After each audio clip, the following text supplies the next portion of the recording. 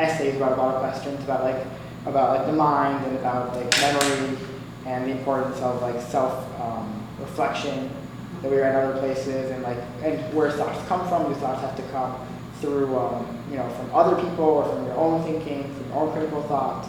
So and then we didn't deal with gender issues directly, but we definitely gave some type of context to them like over the course of the semester as like maybe certain things developed, and we saw like a certain approach in the DL. We saw a different approach in Jane Austen or Into the Lighthouse. So like we definitely see a lot of issues that we're currently dealing with, or society deals with, or we as individuals in college deal with. So I think that reading doesn't only give you like insight, but also just gives you context so that these conversations are not the first time people are having them. Like they're historically like long conversations that have been going on for generations and thousands of years. That we're just fitting in, and we're trying to gain maybe from their current knowledge and maybe add our own experiences, our own thoughts. What was thank you. What work had the biggest impact on you? I'm a Christian, so we read obviously we read the Bible at church, but I never really got into it until I took this course. And when we read Job, I never really thought about what it meant to suffer or I feel like the reading that really brought to the question of do people deserve suffering, or is it just something that just happens? And it's just really interesting to read some of these books because they, like Jonathan said, they grapple with huge questions like what does it mean to follow duty, and what does it mean that someone is even has something in the works for you already that you have to follow? What if you want to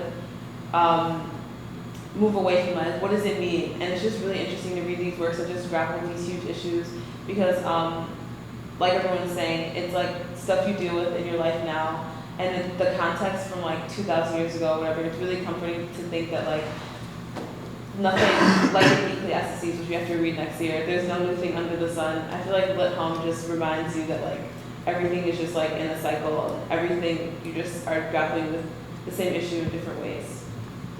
Good, thank you. Yes, Red. I think it's Don Quixote because I really love how the perspectivism played into the work and how narratives can be molded, can be shifted if different people, depends on who tells the story.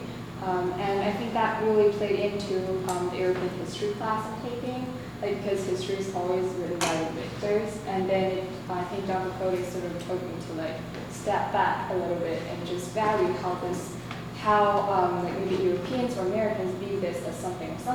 There are different views of welfare system for Americans and for Europeans, completely two different things. And they have different understanding about welfare, even if it's welfare, it's the same thing. So I think Don Quixote really just sort of gives me this kind of awareness about how a certain thing can have two different faces if different people see it. So. Good. Any other favorites or biggest impact, I guess, is the way to think about it. In the Confessions of St. Augustine, the whole struggle he goes through with overcoming his sexual addiction, if you want to call it that, just being able to realize that this one little aspect of this guy's life was prohibiting him from following through with his so-called destiny of being this amazing influential saint. Just realizing that there's one thing that basically stopped me from achieving his self-actualization, really just put into perspective how many little things can affect you're ascertaining to a certain goal, and seeing that and being able to read about how his overcoming it was such a painful and traumatizing experience, even though it was a concept that was it drew giggles from everyone when we mentioned it. To him, it was this major factor in his life, and it just made me realize that everyone's struggling with something, and it may not seem important to them, to an outside source, but it is important to them. Okay, good. Yes, sometimes.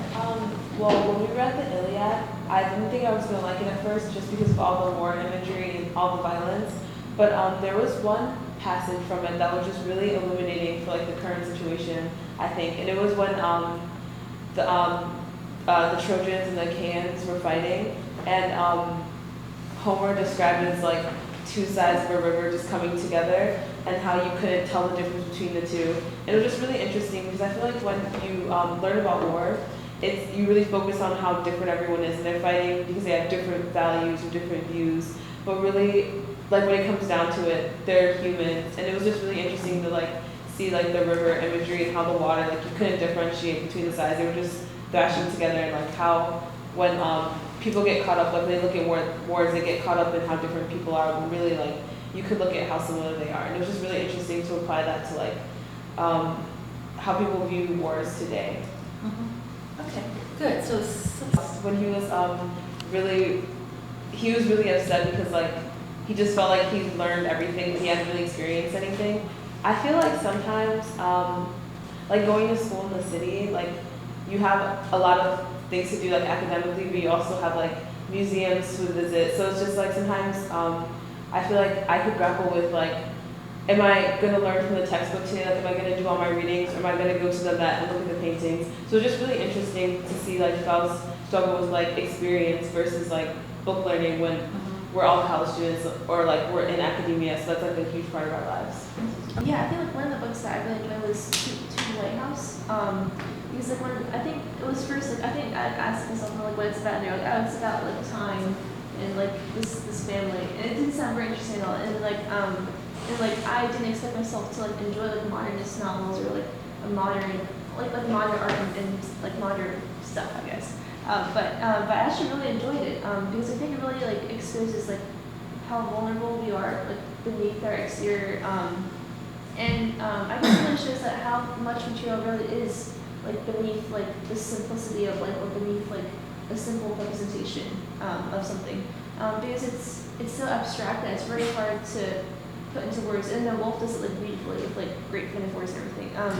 So I think just like her way of just like making like this simple or like a very basic plot seem so exciting and simple of life. It was like very exciting to me, and I really enjoyed that book. Yeah. good. Thank you, Seth.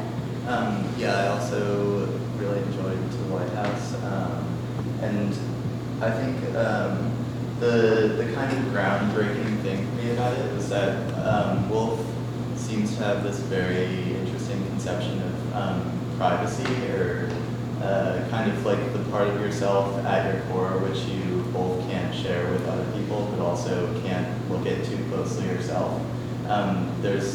I feel this kind of Heisenberg-like effect where if you look too closely at it,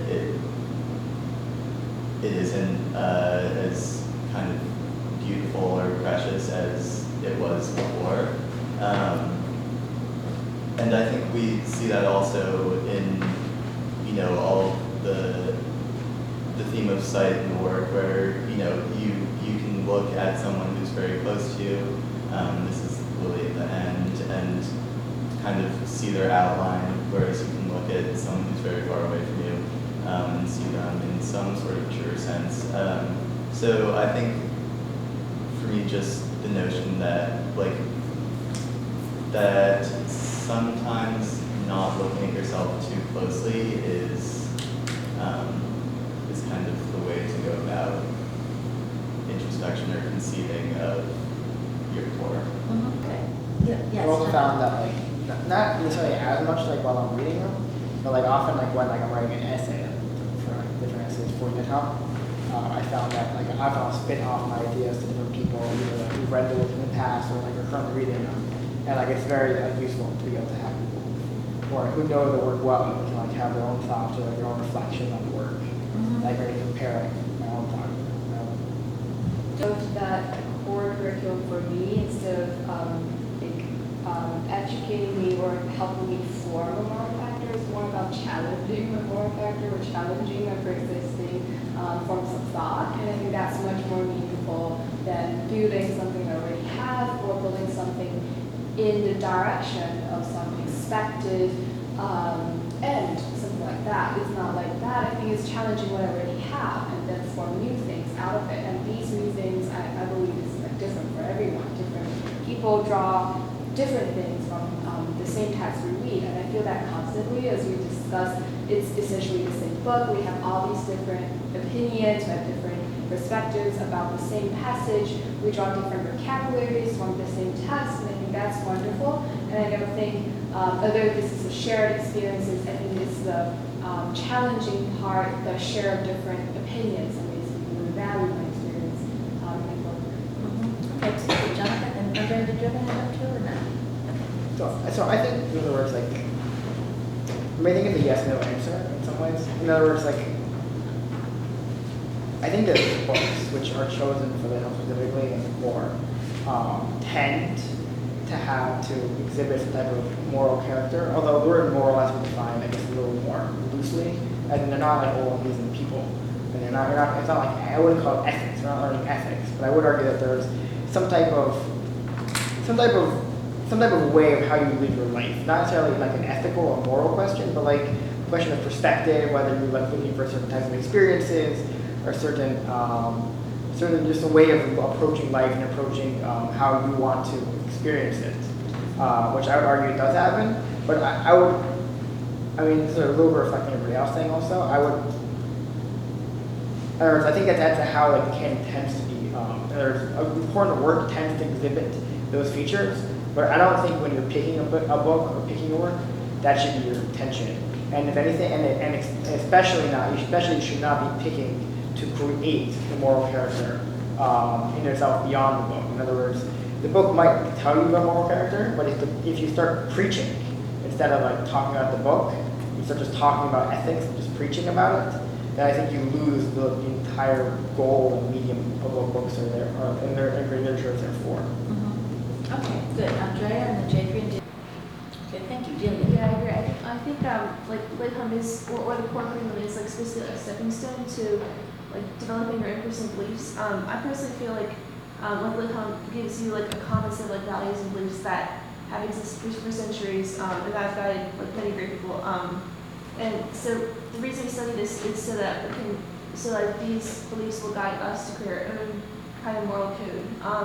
I think you can't not develop a character after reading these books. So I mean, I guess you can like direct the books towards some set of moral, like of a character that you want to form. But I think like Jonathan said, it does defeat the purpose of like reading and studying these texts, because I think these texts should aid in communication, and thus aid in empathy and understanding, more than just creating this like set mold that we should all be part of.